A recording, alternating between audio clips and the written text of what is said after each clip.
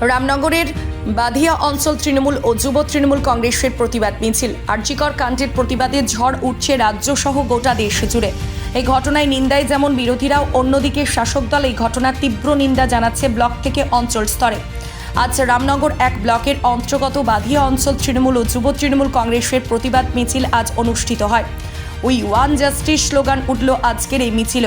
আজকের এই প্রতিবাদ মিছিলে বাদিয়া অঞ্চলের গ্রাম পঞ্চায়েত থেকে মিরগতাগঞ্জ পর্যন্ত এই মিছিল অনুষ্ঠিত হয়। বহু মানুষজন এই মিছিলে অংশগ্রহণ করেন। আরজিকর মেডিকেল কলেজের নির্যাতিতা ছাত্রীর মৃত্যুর প্রতিবাদে বিক্ষোভের রেশ দেখা গেল।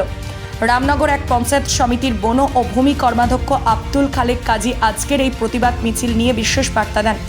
আরজিকর কাণ্ডের ঘটনার ইতিমধ্যে সিবিআই তদন্তে আরজিকর হাসপাতালের প্রাক্তন প্রধান গ্রেপ্তার হয়েছে। আরজি কাণ্ডের পর থেকেই তার ভূমিকা প্রশ্নের মুখে। তার গ্রেফতারি সাসপেনশনের দাবি উঠেছে। তরুণী চিকিৎসককে খুনের ঘটনায় তদন্ত প্রক্রিয়া যত এগিয়েছে তত তার বিরুদ্ধে একের পর এক অভিযোগ সামনে এসেছে। এই পরিস্থিতিতে তার বিরুদ্ধে আরজিকর দুর্নীতির অভিযোগের পাহাড় সামনে আসে। তাকে জিজ্ঞাসাবাদ চালিয়ে যাচ্ছিল কেন্দ্রীয় এজেন্সি। সন্দীপ ঘোষের গ্রেফতারের পর আন্দোলনের ঝাঁজ আরও বাড়ছে।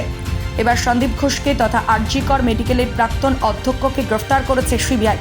আজকের এই বাধিয়া অঞ্চলের তরফ থেকে আরজিকর কাণ্ডের প্রতিবাদে ধিক্কার মিছিলে অংশগ্রহণ করেন অনেক নেতৃত্ব।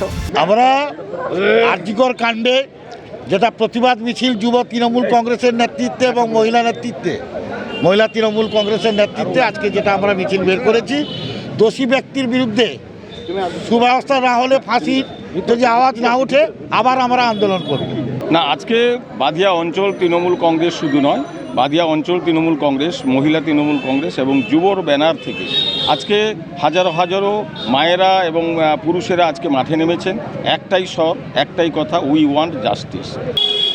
এই বিক্ষোভ মিছিল আজকে আমরা বাধিয়া অঞ্চলে করলাম ঠিকই, রামনগর 1 নম্বর পঞ্চায়েত বা ব্লকের অধীনে বাধিয়া অঞ্চল, কিন্তু আরজিকরের ঘটনা যেদিনকে ঘটে তার পরের দিনই আমি সোশ্যাল মিডিয়ায় একটা প্রতিবাদ আমি আমার ব্যক্তিগতভাবে জানিয়েছিলাম।